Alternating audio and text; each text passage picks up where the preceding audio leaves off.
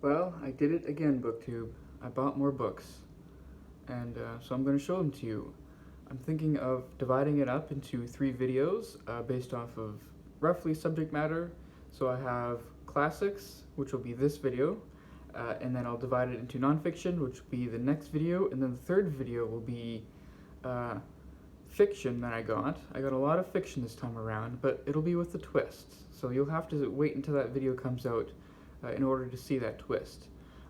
But I'll get right into the classics of this video because I have a lot of books to go through, and I'm not sure I want each video to be 30 minutes long. So we're going to start off with a book that isn't technically a classic, but I include it in here only because it doesn't really fit neatly into the dividing sections that I've made for these videos. So this is Jennifer Dance's Red Wolf, which is a YA novel, a Canadian YA novel based off of the residential schools, and it's about a young boy in a residential school who's friends with a wolf.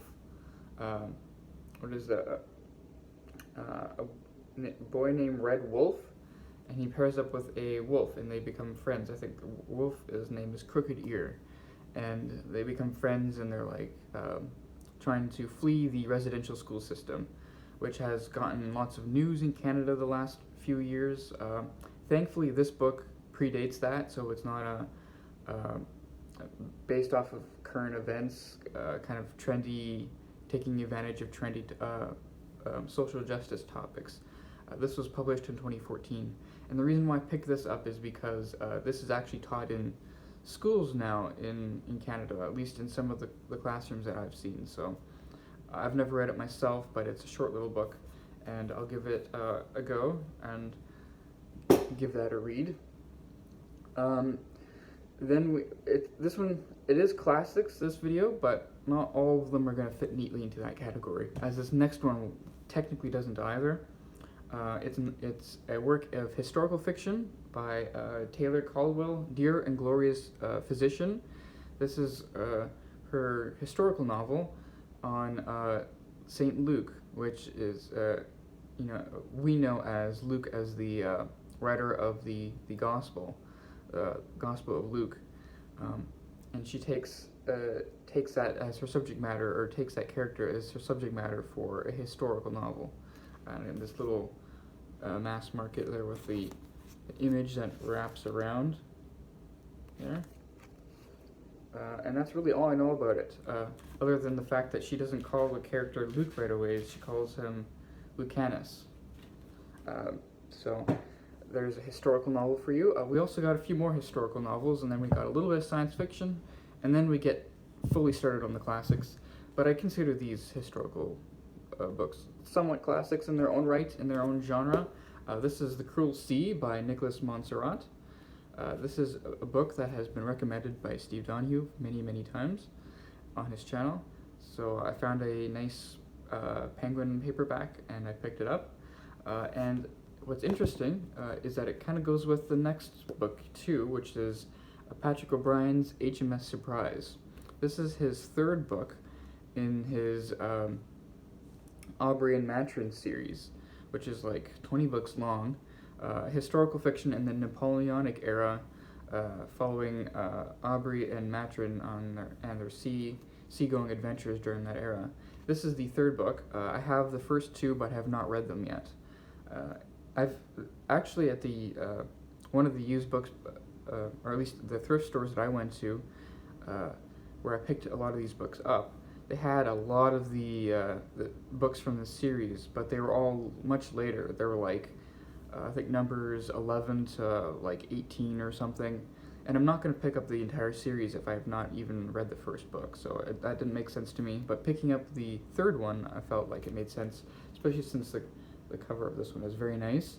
And the interesting is that this or this full illustration is by Paul Wright, and Paul Wright does the illustration for this cover too, though it doesn't actually wrap around. So we got 2 very different boats from 2 very different historical periods, but done by the same color illustrators. So I thought that was quite neat. Then we get to some science fiction, and they're both of the same series. They're both part of the Dune series. So we have God Emperor of Dune, and then we have Chapter House? Chapter House Dune. And I believe this is what? Yeah, this is book 4 in the Dune series. There's 6 books, and then this one is book 6. So with these two included, I love this cover a lot better than I love this kind, especially since this is a bigger, as you can tell, it's quite big, quite a sizable difference in their size. This one's also a lot newer, but I have the first 2 in paperback. So I have I have Dune, and then I have was it Dune Messiah, and so I'm missing books 3 and books 5 now that I have these. So this is book 4, and this is book 6 in that Dune series. And then we get into the official classics. So the first one is a vintage classic. This is Darkness at Noon by Arthur Koestler, which I believe was he like a British German writer, no, he's a German purely. He's German, Austrian, but he came to England. That's kind of why I guess I associate him as an English writer in my mind, even though and this classic novel, a dystopian novel about showing the evils of totalitarianism, came. It's I guess that's the reason why I consider it English as well, is because the edition that has always been around since this book was first came out has always been the English edition, though the author actually wrote it in German, and but the German manuscript got lost, and the translation that was made at the same time has been the only version that has survived for so long. And I read part of the introduction of this volume, because this volume is a new translation by Philip Boehm of the rediscovered manuscript, which is very awkwardly presented on the cover here. And the introduction says that the reason how this book was made is that he was as the author was writing this book, he had a young girlfriend, I guess, who knew English, or maybe she was English. What was her name? Something Hardy. Her name was something Hardy, I think. I want to get her name right because she's the reason why we knew the book the way we did. But anyways, she translated the book basically as he was writing the book. So he was writing the book in one room in their apartment, and she was translating it in the other section. And it was basically like as he was processing the book himself, she was translating it. So it's not like the usual sense of where he would write the whole book and then she would translate or someone else would translate it. It was done at breakneck speed, and then they sent off their books respectively to different publishers. But the German publisher, I guess, never got it, or they never processed it, and they didn't end up publishing it. And then the manuscript itself got lost. But then the English publisher took it and published it right away. So then the version of this book that we've always known has been that hastily translated version by a young woman with the last name of Hardy. I don't know her first name.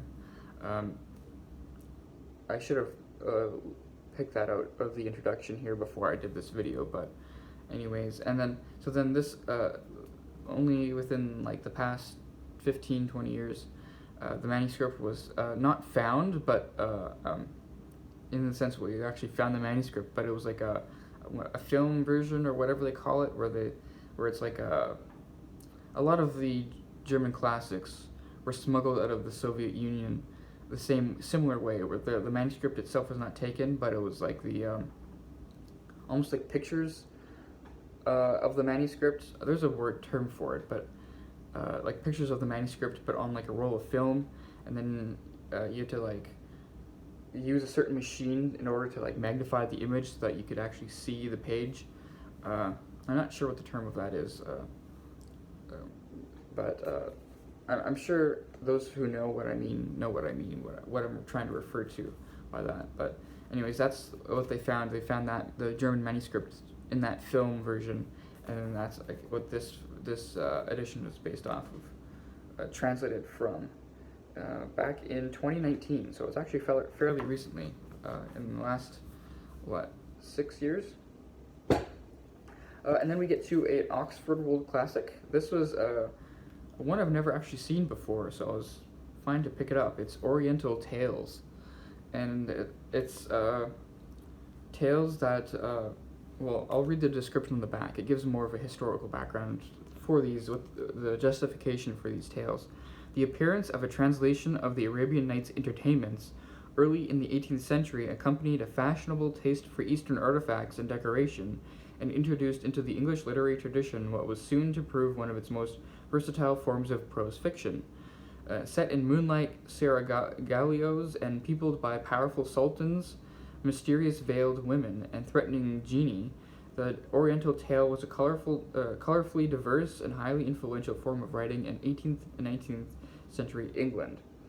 And this includes four of those tales.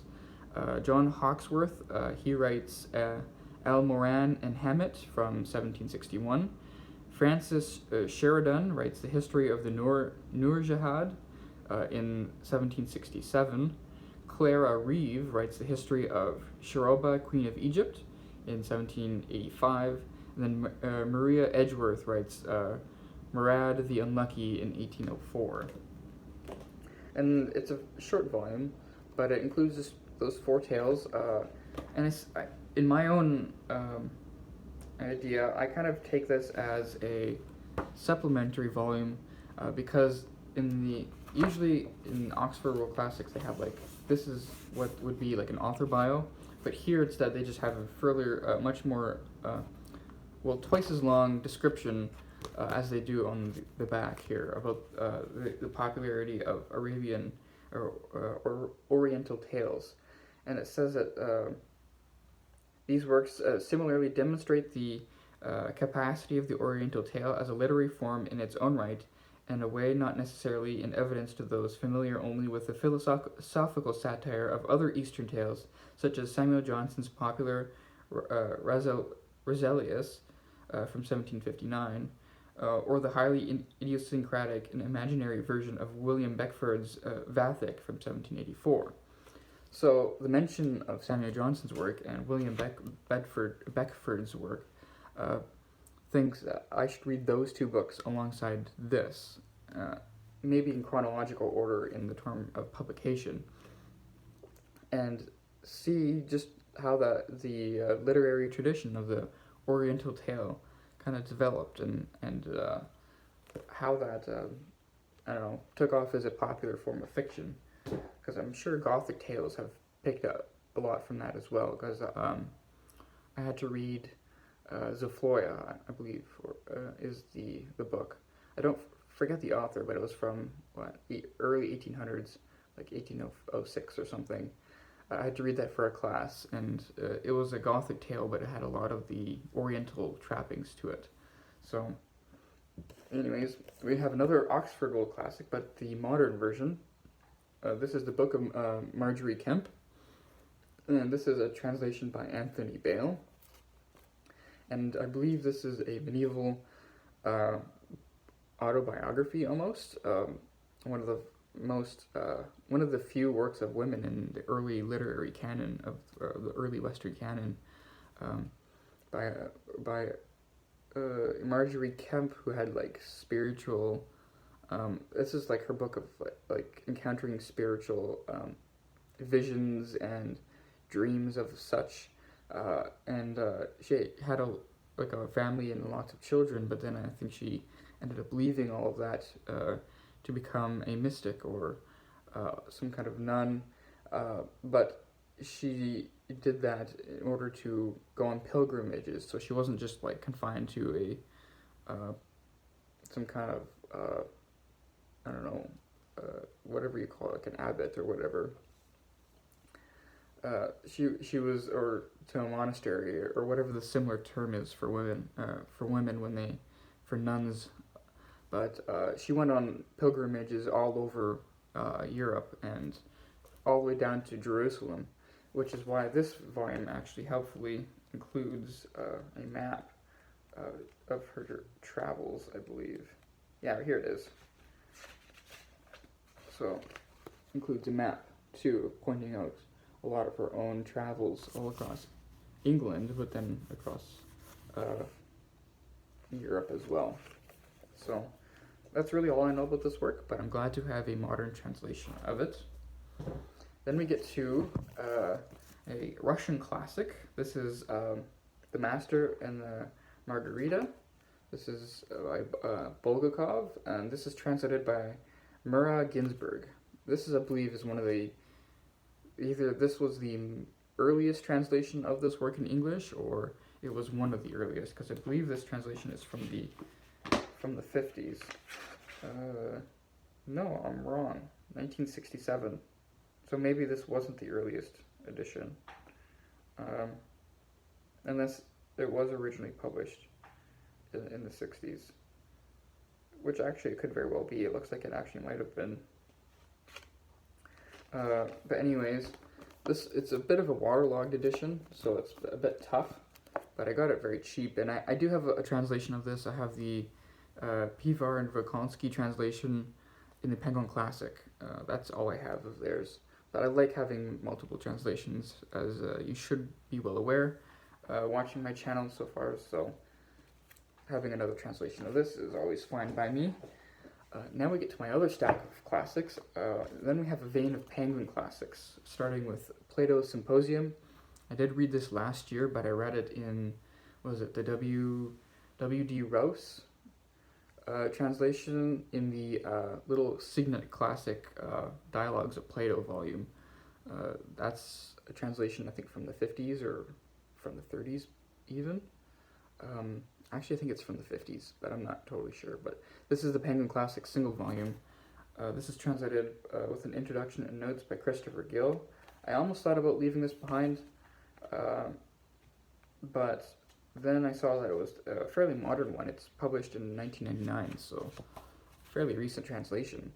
And having just a single work with a nice, fairly decent, long introduction, and then comprehensive notes and whatnot. Why not, for the work of Plato that I got along with the most.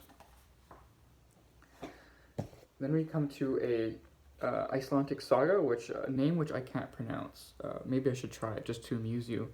Laxdelia saga.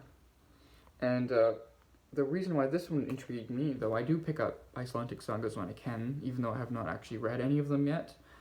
This one, the back on here, it says, composed by an unknown author in 1245, at a time when the age of chivalry was at its fullest flower in continental Europe. Laxdelia saga is a dynastic chronicle that sweeps from generation to generation across 150 years of Iceland's early history. So, it says, it is a record of a land caught between the pioneering demands of settlement and the intellectual rigors of Christianity, bestows dignity and grandeur on this nation's past. I find that interesting about the claim here. It has always stirred the European imagination the most profoundly. That's the quote I was looking for. So it claims that this is the most influential Icelandic saga outside of Iceland. So in the Europe imagination, this is the one that has inspired the most. So I find that fairly interesting, and I'm going to give this one a try. And I just noticed that this one has some maps in the back. I didn't realize that at first. So we got a map there of, I think, of Iceland. Yeah, Iceland. This is looks like Scandinavia here. Not sure what that one is, but their maps all the same. And then one more map there. So another Icelandic saga. I'm very lucky that I've found quite a bit of Icelandic sagas over my last few trips. I think I didn't share this book haul with you, but one of my other book hauls, I got a big fat Penguin Classic Deluxe edition of the collected Icelandic sagas, which has all the short ones, or at least all the shortest ones, and then one longer one, which I have in a single volume. But not that one. Now this one is too long to fit in a volume of that size. And then we have a classic that I actually never heard of, which was surprising to me, and made me, eager to pick it up. This is The Princess de Cleves, which is a short novel by Madame de Lafayette. Madame de Lafayette. This is introduced and translated by Robin Buss, which, if you recognize Robin Buss, I believe he's the translator of The Count of Monte Cristo in the Penguin Classic Deluxe Edition, which I have on my shelf up here, right over there, which I have not read yet, but I should, because that volume is the only translation, new translation of that work in like 100 years. So I always nod my head in reverence to translators such as Robin Buss, who translates works who are not like big fat works like that, or that are not usually translated very often. And actually, when you think about it, we've had more translations of The Tale of Genji in that period than we've had of The Count of Monte Cristo, which is very weird, now that I think about it. But anyways, this volume is very different. This is a novel, let's hear, it says, it is the first French novel published in 1678. That is quite early for a novel. Let's see, I'll just read the back here. It is the first French novel, and already modern, and particularly French, in its depth of psychological analysis, its purity of language, and classical simplicity of plot. Set at the court of Henry II, it explores the tragic dilemma of the vivacious and beautiful Madame de Cleves, a woman offered happiness by her loving husband, but compelled to reject it. Her love for the Duc de Nemours proves a passion more powerful than any desire for human happiness. So, just a short little early French novel, which I think will be perfectly, I'll be perfectly willing to slide this into my Western Canon reading list right into 1678. Look at that cover, though. I love the detail of that cover. What is this? A detail from Catherine de Medici's tapestries in Florence. Look at that. You got all these different horses and people in robes. I guess it's a battleground, but very tame for a battleground. Yeah, very nice. We're already at 23 minutes, but I swear we're almost done. Then we have the last Penguin Classic, or at least the Penguin Classic in this edition. This is the Discourses by Machiavelli. This is almost a brand new edition. Like, it's got all the shininess to it, and it feels like nice and floppy. This is his Discourses, with the full title, at least in English, should have been like Discourses on Livy, or the discourses in the first first 10 books of Livy or whatever, something like that. This is edited with an introduction by Bernard Crick and translated by Leslie J. Walker.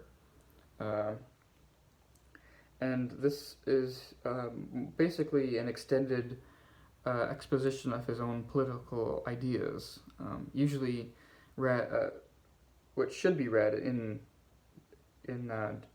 like after you've read The Prince, then you read this to kind of get a further depth of his political thought, or further clarifications, even though it's under the pretense of Machiavelli studying Livy and the politics that are in the first 10 books of Livy. So, and that cover, of course, is also very striking. It's someone being burned at the stake. What does it say? The cover shows a detail from the martyrdom of Savonarola by an unknown Florentine artist. so I'm being burned at the stake. So that's actually my second edition of that book. I have an early modern library paperback of the discourses as well. Then we get to one of my favorite finds of this classic, of these like classic vein of books that I found, Edith Wharton's Ethan Frome, which I do have in a Dover edition, which is very thin. Like Ethan Frome is very small. It's basically a novella, but I didn't know they made a Penguin Classic Deluxe edition of it. And also, I mean, I've never read it myself, but isn't that cover just a spoiler?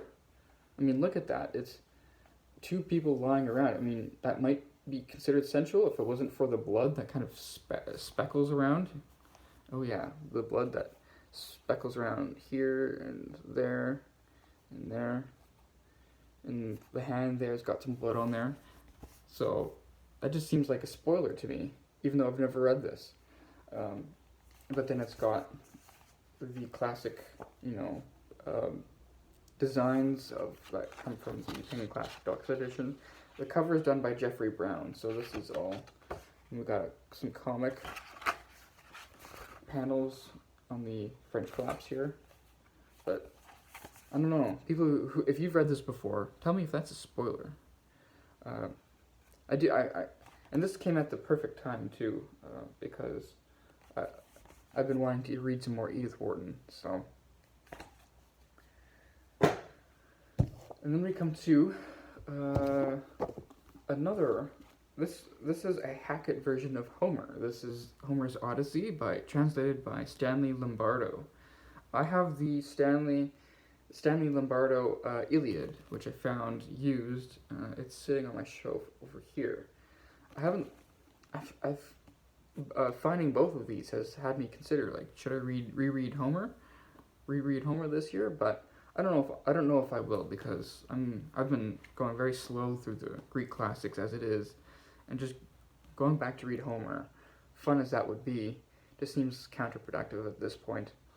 But I love the covers. The Stanley Lombardo's Iliad has a picture of D-Day, like a black and white picture of D-Day on there. So soldiers trudging through water as they try to reach land for their attack. But then this one, the Odyssey, has a photo from space. So I assume this is the moon and this is Earth. What a striking cover for the Odyssey, isn't that? I quite like it, actually, and the volume is basically new.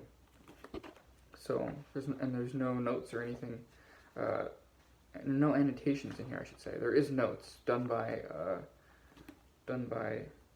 Stanley Lombardo, I believe. But yeah, it's perfectly good Homer volume. I don't know when this was translated, actually. I should look. 2000. So more Homer. I probably have at least 4 editions of the Odyssey now, in different translations. And then we come to another Greek work. This is Oedipus Tyrannus by Sophocles. This is a Norton edition, which is a new one for me, because this one, I mean, this is their oldest design, I believe. Their very first Norton critical design.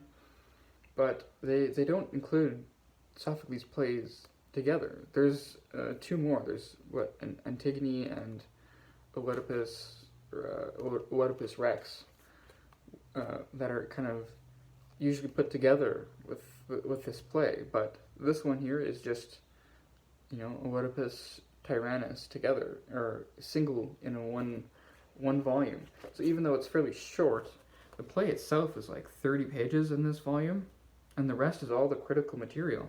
Yeah, that's right.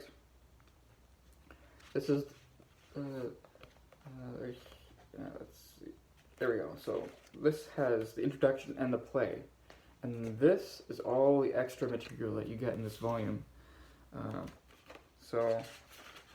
And it's divided in sections. So we got one section is passages from ancient authors, then we got religion and psychology, some studies, and then we have criticism, so essays and criticism, which take up basically 200 pages of this work. So that's exactly why I grab works like this, because I have a full comprehensive study of this book that I can just read in one volume. So that was a great find. And I have two more Norton editions. This other one is Great Expectations by Charles Dickens. I just recently found a Charles Dickens Norton Critical of Hard Times, which is also on my shelf here. It's laying down right there, right on top of that green volume there. And it's in the modern look. This is Norton Critical has 3 designs. Let's pick this one up here. This was their first design with like the kind of rounded edges there, and then kind of the one color on the back, and then this was usually another color. But this one here, it's a lot more stately, I think, where it's got the square edges, and then on here, then it highlights the name there. So this is Charles Dickens' Great Expectations. This is the one Dickens I have read. But my Penguin Classic is not anything special. So this will have a lot more extra material in here, which is what I want. And then it's got just a ton of critical work in the back here. Let's see. A lot of textual additions in here too. I think here, this is the introduction and the novel itself, and then all this is extra material. So, and this one seems brand new. Like, it doesn't, even though it's in one of those older editions, it doesn't seem like it's been used. So, very nice edition of Dickens to have. But I would say, of all the classics, this next Norton Critical edition was the find of the day, even though it's got some annotation in here. It's Things Fall Apart by Chinua Achebe, and this is the classic book by the Nigerian author, and I had to read this book when I was in high school for a class, and I thought it was quite a compelling book. But the reason why I say this is a find, because I already have a copy of this at home, but on my bookshelves. But this Norton Critical is out of print and has long since been out of print. I think because Chinua Achebe's book is under copyright still, because it was published in the 50s, and this version is from 2009. And so my understanding is that they just had a limited print run in which they could publish this work, and then once that print run was gone, then they took it down as an option that you can have, because this is not even on their website as an option that you can find. It's just out there as this Norton Critical of the past kind of thing. And then the great thing too is that this volume is just stuffed full with critical material, because the novel itself doesn't take 100 pages, I don't think, or just barely. Just barely 100 pages, 117 pages. So this includes the introduction and the novel itself, and then from here on out we got Context and Criticisms, which is basically a book in itself. Starts on at page 121 and goes all the way up to almost page 600. Yeah, almost to page 600. So we got, 400 some pages? 400, 500 some pages of critical material. The only downside is that this one is lightly annotated. As you can see, someone annotated this in pen, which is not obnoxious. If this was done in highlighting, then I would have been quite disappointed. But this is just done in pen here, and it's not everywhere. It's just someone studying through this book and making some notes, which is exactly what I do with my books, though I make sure to make my annotations in pencil. I'm not as savage and barbaric to write in pen in my books. But yeah, that's Things Fall Apart. Very nice volume to have. I'm very glad to find this used. And then I'm at 35 minutes. This is ridiculous. Then we have one big fat book, the final book of my classics. This is The Renaissance in England. Just a huge anthology. The Renaissance in England, non-dramatic prose and verse in the 16th century. And this is edited by Hyder E. Rollins and Herschel Baker. And usually I don't grab anthologies anymore because I know I'm so bad with them. I don't read them. They just sit on my shelves unread because I'm even on short story anthologies where I'm so negligent of them that they don't end up getting read. But this one really pulled at me because, for one, it says non-dramatic verse. So this includes or excludes all the famous work that you'd usually consider part of an anthology such as this, the Renaissance of England. So like Shakespeare, Marlowe, Johnson. So this focuses exclusively on prose and then poetry in the Renaissance. And I read part of the introduction, or at least part of the justification behind this volume, the preface, really. And what, for me, sold it for me was when they say we have also included various texts of more historical than literary importance to piece out the total picture and help to show the greater works in true perspective.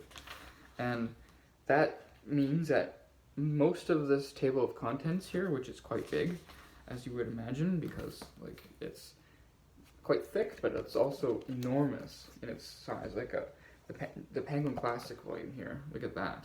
It's enormous. And it's also in double columns too, so it includes most of these names, none of which I've ever heard of before. So it'll be an absolute delight to pick through this at some point, because maybe when I reach the Renaissance, or the English Renaissance in my Western Academy reading list, maybe I'll go through this just from front to back, which I think would be a lot of fun. And just being in the company of English prose from that time and English verse, usually separated from the context of what you would normally read in an anthology such as this. So I think that this will be an exception to the rule when it comes to anthologies, especially, and also because that cover is so nice. So there you have it, book 2. That's my classics. This will be part 1 of my used book haul. I'm not sure what I'll call this, because even though it is epic, I've had probably 4 or 5 epic book hauls on this channel since then, so I don't know. I'll figure out something. And then I'll see you in the next version, which will be nonfiction. So I'll have a huge stack of nonfiction that I found, and then the third volume will be fiction with a twist. So there it is, book 2, and we'll see you next time.